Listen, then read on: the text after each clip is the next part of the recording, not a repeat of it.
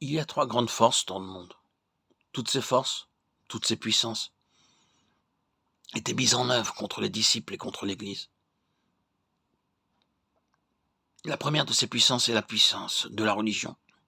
À cette époque, les Juifs étaient très fiers de leur religion. Ils avaient leur temple, leurs sacrifices. Mais tout cela était accompagné d'incrédulité. Ainsi, ils devinrent les plus grands opposants à l'Évangile. Quant au peuple grec, il était très fier de sa connaissance, de sa sagesse. Toutes ces puissances étaient opposées à l'Évangile. Les Romains, les Grecs et les Juifs.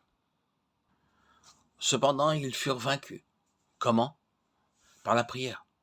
Mais ils ne pouvaient résister à sa sagesse et à l'esprit par lequel il parlait. Acte 6.10. La parole du Seigneur se répandait dans tout le pays. Acte 13.49. Les églises se fortifiaient dans la foi et augmentaient en nombre de jour en jour. Acte 16.5. Après qu'on les eut chargés de coups, ils les jetèrent en prison en recommandant au geôlier de les garder sûrement.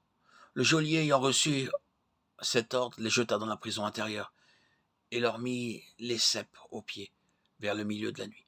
Paul et Silas priaient et chantaient les louanges de Dieu. Et les prisonniers les entendaient. Acte 16, 23, 25. C'était ici une réunion de prière à minuit. Les soldats avaient fouetté les apôtres. Leurs vêtements étaient déchirés. Pourtant à minuit, ils étaient en train de prier. Ils priaient. Ils priaient toujours. Soudain, un grand tremblement de terre secoua tout cet endroit, et secoua même toute l'Europe, et ceci par la prière. C'est ainsi que la parole du Seigneur croissait en puissance et en force. Acte 19, 20. C'était la seule arme que possédaient les croyants pour assurer la puissance. Ils savaient comment prier. Ils persévéraient dans la prière, jusqu'à ce que le ciel s'ouvrit et que la puissance de Dieu se manifesta. Et Dieu parla.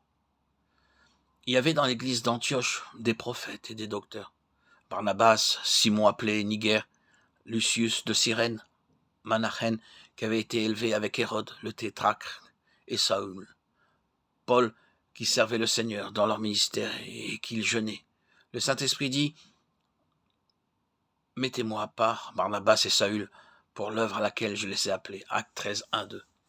Ils priaient et Dieu parla. « Mettez-moi à part Barnabas et Saül pour l'œuvre à laquelle je les ai appelés. » Par cette seule voix, Dieu envoya le message à toute l'Europe.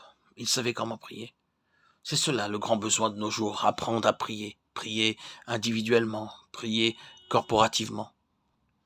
Prier continuellement et pour chaque chose. Prier avec foi en tant que collaborateur avec Dieu. Prier en connaissant la pensée de Dieu. Prier jusqu'à ce que le ciel s'ouvre, jusqu'à ce que l'ennemi soit défait, jusqu'à ce que nous voyions les montagnes se fondre en présence de Dieu. C'est en priant de cette manière que nous apprendrons à devenir les collaborateurs de Dieu, avec Dieu pour toute l'éternité.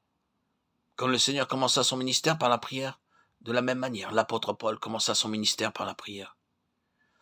Et le Seigneur lui dit, lève-toi, va dans la rue qu'on appelle la droite et cherche dans la maison de Judas un nommé Saül de Tarse. Acte 9, 11. Jusqu'à ce jour, Ananias n'avait jamais rencontré Saül de Tarse. Mais il nous est dit que le Seigneur lui-même apparut à Ananias pour l'envoyer à ce moment précis vers Saül, qui était devenu Paul.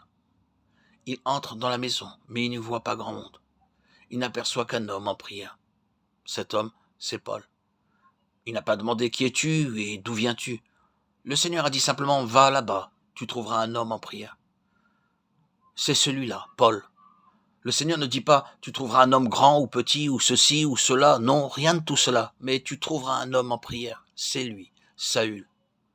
Il commença son ministère dans la prière et continua en suppliant qu'on veuille prier pour lui. Il était dépendant de la prière des autres, vivant lui-même une vie de prière. Il savait comment prier. Que le Seigneur veuille nous enseigner ces jours-ci comment prier.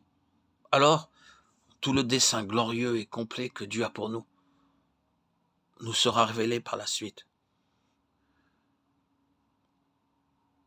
Qui que vous soyez, où que vous soyez, portez votre regard vers le Seigneur. Demandez-lui quelle est sa volonté et agissez selon son dessein, selon sa parole, selon ce qu'il attend de vous. Demandez au Seigneur Jésus, quel est son besoin pour nous? Qu'attend-il de nous? Demandez-lui.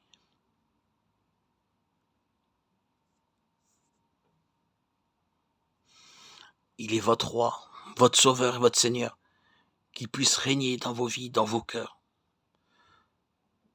Demandez au Seigneur de régner dans votre vie. Faites-lui de la place. Amoindrissez-vous pour le laisser venir en vous, s'introduire et résider par son esprit, emplir votre cœur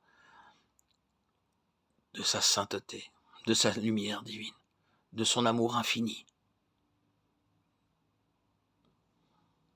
de sa miséricorde merveilleuse. Goûtez aux joies que le Seigneur vous procure. Faites sa volonté. Obéissez à sa parole. Votre cœur s'ouvrira et répandra des fleuves de bénédiction dans vos vies.